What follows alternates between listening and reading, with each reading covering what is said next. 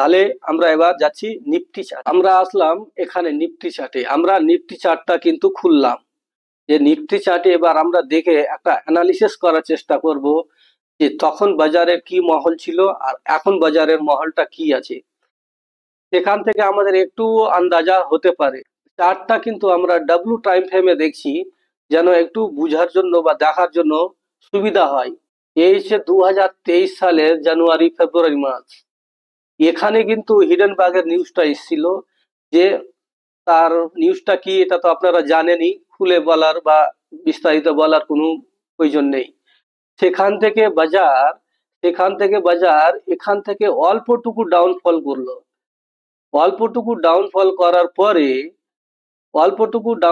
করার পরে বাজার সেখান থেকে প্রায় 6000 পয়েন্ট, 1-2 পয়েন্ট নাই, 200-400 পয়েন্ট নাই, 6000 পয়েন্ট র্যালি করলো।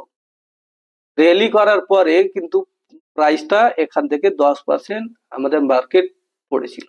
তো এই আদানির যে হিডেনবার্গের রিপোর্টটা ছিল, সেই সময়ও কিন্তু বাজার এখান থেকে ডিসেম্বর 2022, ডিসেম্বর মাসের 5 তারিখ 2022 সালের কিন্তু তখন আমাদের নিফটি ছিল 18,700।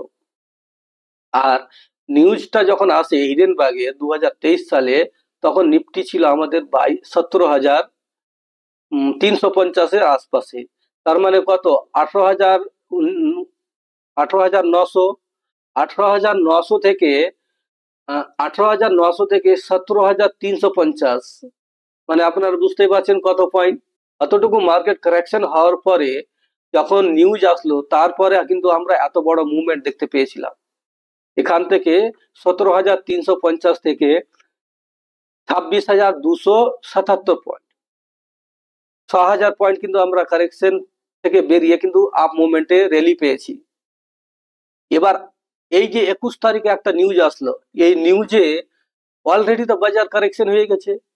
তাহলে এখন নিউজ আসলো, তার মানে এটা হতে পারে যে আমাদের জন্য অপরচুনিটি। দেখতে হবে আমাদের যে বাজার আমাদের কি রিয়াকশন দিচ্ছে। এই যে নিউজ এসছে, এই নিউজটা আসার আগে আমাদের কিন্তু অলরেডি বাজার কারেকশন তখনও করেছিল, এখনো করছে, তখনও করেছিল, এখনো করে ফেলেছে। তাহলে আমাদের এখানে একটা জিনিস ক্লিয়ার, যে আমরা বাজারে অলরেডি কারেকশন হয়েছি। তবে একটা প্রশ্ন আসতে পারে যে এই যে আদানি নিউজ, এই নিউজটার জন্য কি মার্কেট ক্র্যাশ করতে পারে? আমার যদি পার্সোনাল আপনাদের বলি, আমাকে তো মনে হয় না যে এখান থেকে আদানি এই নিউজের জন্য মার্কেট একটা ক্র্যাশ যাবে। আমি এটা বলতে চাইছি যে এখান থেকে কারেকশন করে দিয়ে নিফটি এখান থেকে কিন্তু আমাদের হাই দেখাবার জন্য কিন্তু নিফটি তৈরি হচ্ছে। এটুকু আমার বলার, এটুকু আমি দেখতে পাচ্ছি।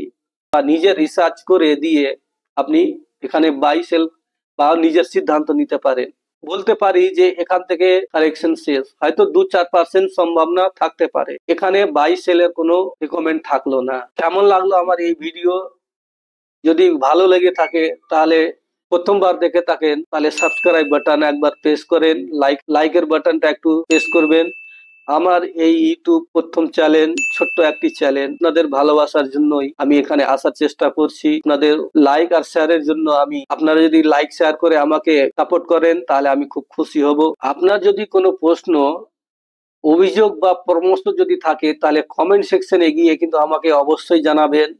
আপনার এই কমেন্ট, পরামর্শ হোক, অভিযোগ হোক বা কোনো প্রশ্ন হোক, আমার জন্য খুবই প্রয়োজনীয়।